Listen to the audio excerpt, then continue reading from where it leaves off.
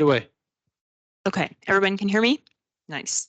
Well, if I haven't met you, hi, my name is Eva Lou Edwards. I'm a graduate student here at the University of Arizona. And today I'm going to be talking about per and polyfluoroalkyl substances in cloud water collected over the Northwest Atlantic during our Activate flights.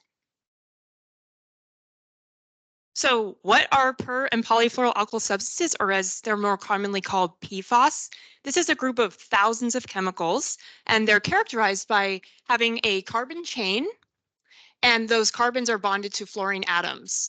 So that's a really strong bond. And this means that these chemicals are very resistant to breaking down. So they've actually received this nickname, forever chemicals. So we come in contact with PFAS in like products that we encounter every day in our lives. So PFAS are really great at this being oil resistant, water resistant, stain resistant. So things like waterproof clothing, those food wrappers, like for fast food, they want to be oil resistant. Carpets, if they want to be stain resistant. So they're in just so many different things that we encounter. And because they are resistant to degradation, they have been accumulating in the environment for about 70 years at this point when they were first introduced. So, you know, they're in like the groundwater at this point, they're in soils, they're in blood of living things. All humans pretty much have PFAS in their blood at this point. When I made this PowerPoint, I just Googled like PFAS contamination, and like within one day you have like 3 articles of like, don't eat this, don't do this. So it's a huge problem, unfortunately. So as we know, these things are accumulating in the environment, and what you want to know from there is, okay, well, is this harmful? How is this affecting us? And there's lots of health consequences because of this. So up here on the slide, talking about how they affect human beings. So there's all kinds of issues with different cancers, developmental problems in children, a lot of reproductive issues with these. So now let's zoom in on the activate region. How might these chemicals be affecting the area that we were studying? So here on the left, I'm showing suspected industrial discharge sites of PFAS. So this could be anything like a wastewater treatment plant. It could be a military site because they use firefighting foam that contains PFAS. It could be the chemical plants themselves that manufacture these. And you can see that there's so many places on the East Coast, up here in the upper Midwest. And then here on the right, the same map, but this map is showing locations where PFAS contaminated drinking water. And so again, the East Coast has several issues, and then so does Michigan and other regions like that. So I've talked a lot about PFAS in water, in soil, but what about in the atmosphere, which is what we all care about? And of course, unsurprisingly, PFAS are definitely in the atmosphere, and they can get into the atmosphere in a couple of different ways. So first, they can be directly emitted from point sources. So here, these firefighters are using firefighting foam with PFAS, and that's going to get those PFAS into the atmosphere. And those aerosols will last on the order of days to weeks. Another way is if a contaminated site somehow gets its particles emitted into the atmosphere. So if you have soil with PFAS and the wind blows, it'll pick up that soil and send it into the air. Now the PFAS is in the air. And then same, PFAS are surfactants. So they really like to group at the interface of water and air. So when these waves break any kind of body of water that has PFAS on the surface, that sea spray or those particles will now bring the PFAS into the atmosphere. And then finally, PFAS can also be secondarily produced in the atmosphere by the degradation of volatile precursors. And this is how PFAS are able to get to really remote locations, because these precursors, they break down on like hundreds of years, sometimes decades, weeks. It kind of depends on the precursor. So yeah, this is where we start to get PFAS issues like in the Arctic, et cetera. Okay, so what's been studied about PFAS in the atmosphere? There have been quite a few papers that look at the mass concentrations of PFAS in aerosol particles. So this is a really great review paper. If you're interested in that, 37 studies were summarized in that review paper. People have done quantification of PFAS in wet deposition, So this was a really like headline breaking paper because they were showing that drinking water is now unsafe to drink everywhere in the world. They collected rainwater samples in Antarctica and the Tibetan Plateau, and they see that they're above these safety limits. But what's missing from the literature is the mass concentration of PFAS in cloud droplets. But there's a lot of motivation to study that. And I've listed here some reasons why it should be quantified, or people should start to pay attention to that, and what we already know that might motivate those studies. So we know that short chain PFAS are water soluble, so it's probably very likely that they're dissolving into cloud droplets. Like I mentioned before, PFAS is a surfactant, which means it's going to lower the surface tension of water and reduce the vapor pressure above water. So that has implications for cloud droplet thermodynamics. I thought this was pretty interesting. One lab study showed that this one type of PFAS has ice nucleating ability. PFAS concentrations have been studied in rainwater like over the course of the rain event, and we show that they're pretty high at the beginning, but even if it's been raining for like 1 to 2 days, we're still getting PFAS in the rainwater. So maybe this is coming from the cloud droplets themselves, whereas this was the scavenging plus the cloud droplets as they were falling.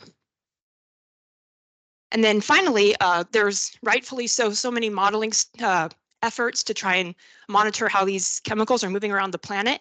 And they try to account for the nucleation and scavenging of PFAS in clouds, but there's just not validation data to check how they're doing. So we need that. And so we saw this really awesome opportunity to try and be the first to quantify this. So during Activate, there was always cloudwater sampling, but we're using the cloudwater samples from 2020 and 2021. And so this is kind of the path of a cloudwater sample. So first, it's going to be collected using the AC3 on the Falcon, and then that volume, which is in these little vials here, it comes back with us to the lab, and we first prioritize that volume for IC analysis, which gives us water-soluble ion mass concentrations. And then volume remaining after that is sent for ICP analysis, which gives us elemental mass concentrations. And then the volume after that we use for pH analysis. And finally, after all of that, we had 62 samples remaining that we were able to send to a collaborator at UC Irvine. And they were looking at our cloudwater samples for about 40 different compounds. And they sent us back our results not too long ago. And so of those 40 compounds that they were looking for, 4 were at detectable limit or a detectable level. So let me kind of introduce the chemicals that we found.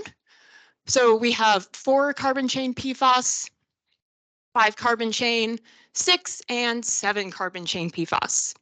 So the 4 carbon chain was only in 13 samples, but when it was present, it had the highest mass concentrations. And just, I don't know if you guys can see, but the levels that we were getting are picograms per meter cubed, which is an air equivalent mass concentration. So there's no studies that have been done on this, so it's hard to put that in perspective or put it in relation to what else people have done, but I can at least compare that to an aerosol mass concentration. So our values are an order of magnitude lower than what's been seen over a lot of places in Asia, Northwest Europe, and then also Toronto, Canada. And then in comparison to something more close to our Activate region, the one recent study looked at PM 2.5 over North Carolina, and our mass concentrations for the 7 carbon chain PFAS are an order of magnitude higher than those that they found. So the next thing we wanted to do is figure out, well, maybe what's carrying the PFAS? How is that getting into the cloud water? And so we used those analyses I was talking about, like the IC, the ICP-MS, giving us the different ions and the different elements, and we did this whole correlation test to see what was correlated with the PFAS. These are Spearman row values. So the 4 PFAS here are on the bottom row, and anywhere you see like a more red color, that's going to show a higher correlation with whatever species.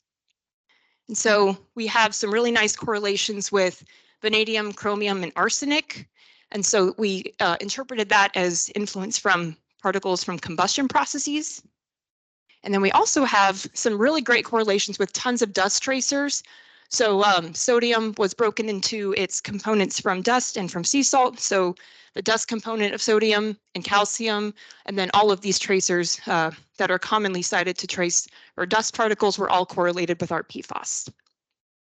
And then interestingly, we didn't get any great correlations with sea salt tracers. So here's sodium, calcium, and chloride, and our correlations aren't very impressive, which I thought was an interesting result because there's been a lot of publications about sea spray containing PFAS, and people have found those correlations, but we did not. So I guess that's what happens. So now we have the bulk analysis, and we wanted to go and try to find some case studies to actually show examples of instances where these types of particles, we could see them also co-occurring with PFAS. So like I said, there was correlations with combustion influence. So went and tracked down a flight that had some a good case study for that. So here on the left, these box and whisker plots are going to show the statistics for the entire 62 sample data set. And then the black dots are showing the values for the Cloudwater samples pertinent to this case study. So the Cloudwater, there were 3 samples collected like really close to each other right here.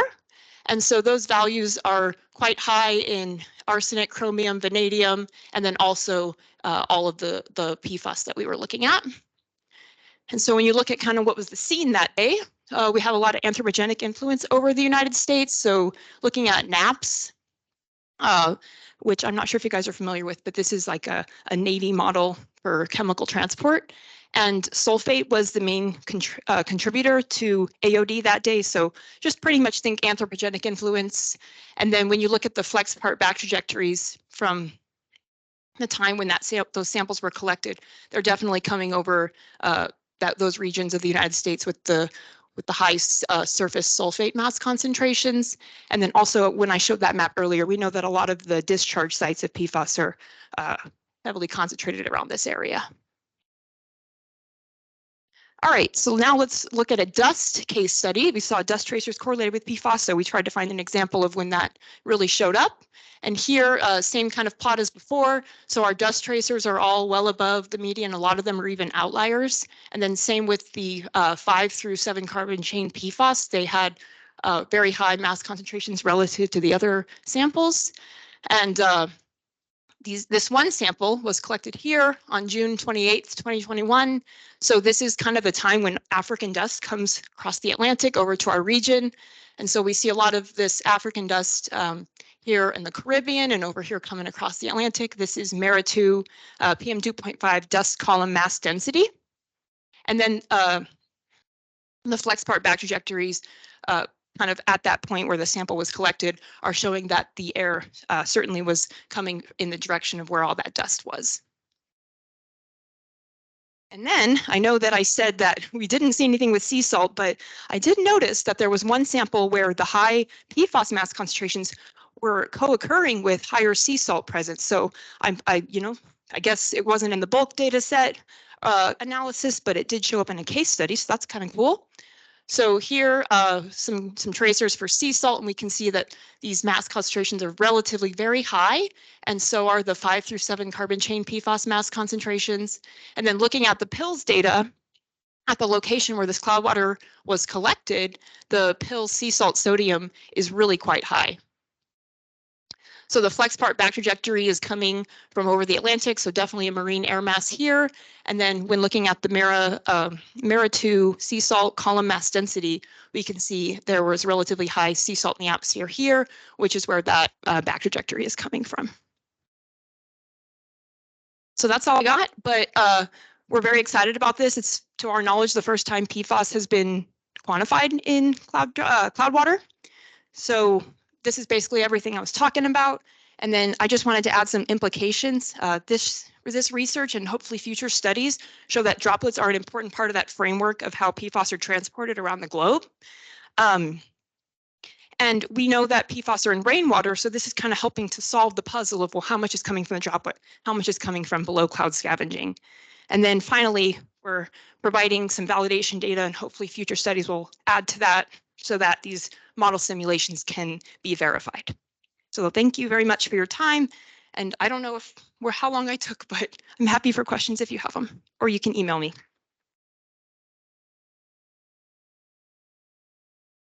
Yeah, any quick burning question?